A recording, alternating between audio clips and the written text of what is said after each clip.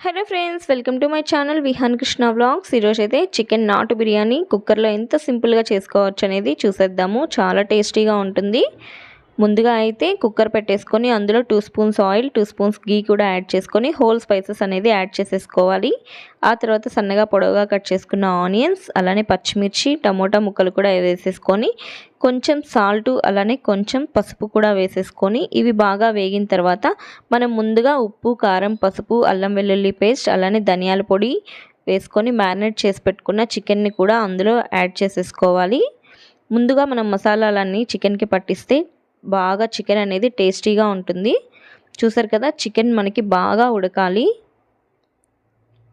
మనం without water చికెన్ని మూత పెట్టుకొని ఉడికించుకుంటే ఆ చికెన్ వాటర్తోని చికెన్ అనేది బాయిల్ అయిపోయి చాలా బాగుంటుంది. ఆ తర్వాత ఒక గ్లాస్ రైస్కి 2 గ్లాసుల వాటర్ పోసుకొని కుక్కర్లో ఒక 2 విజిల్స్ వచ్చిన తర్వాత ఆఫ్ చేసేసుకొని